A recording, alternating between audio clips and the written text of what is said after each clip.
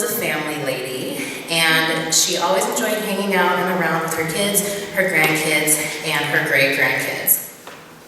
She always exhibited kindness, patience, and thoughtful consideration towards everyone she was with. Some of my personal favorite memories are, but not limited to, seeing movies in the theater, treasure hunting at Goodwill, enjoying lunch at Panera, and checking out summer events around the town. One of my favorite things about Grandma was she would call me when I was on the way to visit and insist that I stop and pick up custard along the way. She was, yes, she had a sweet tooth I would happily indulge, and it was a trait that has unashamedly been passed down to the rest of us. She was a lady who was always close to us for an easy visit.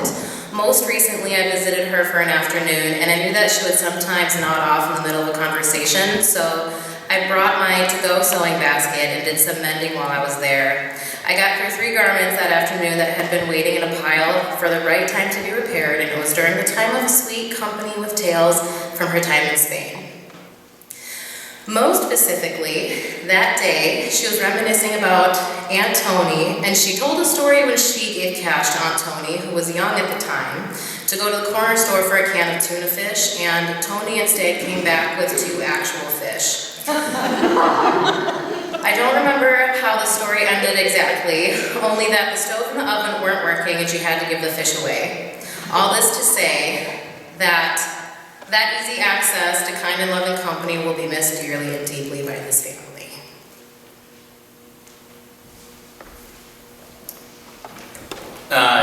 My favorite memories of Grandma are growing up as a kid, going to visit her. It was a great escape to get out of Mama's and Papa's house, and you could go play without all the rules that you had in the house.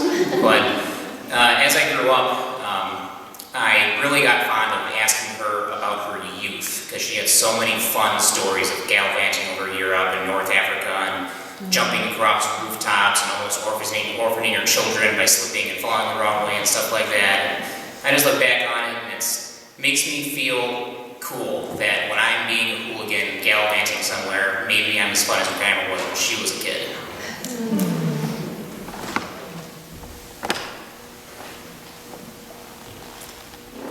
I was wondering something recently, and I found the answer to my question to be difficult to find. I was wondering what % of people will live long enough to meet their great-grandchildren. And that probability, or that percentage, is not an easy number to find. 70% of people will live long enough to have grandchildren, and certainly far fewer than that will live long enough to meet their own great-grandchildren. And I think that was one of Grandma Betty's desires in life, was to meet her grandchildren and meet her great-grandchildren. My most distinct memories of Grandma were once she was in assisted living. I would regularly go over and visit and play the piano that they had there. And when COVID came around, visitors were no longer allowed. But that didn't stop me from taking my accordion and playing music outside her window.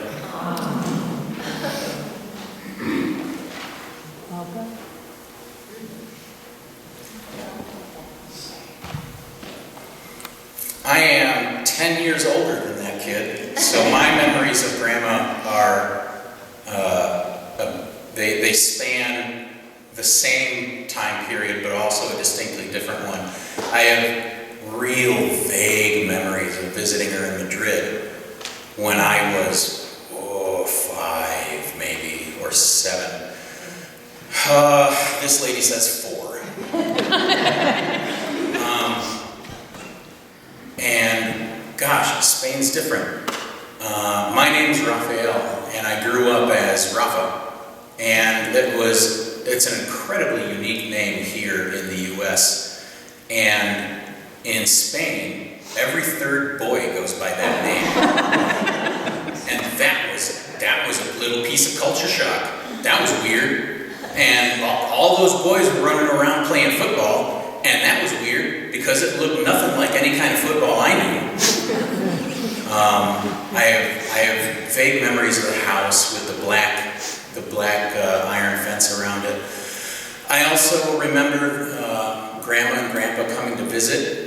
The only memory I have of her husband is that he was a cigar smoker and had just a shock of great white hair.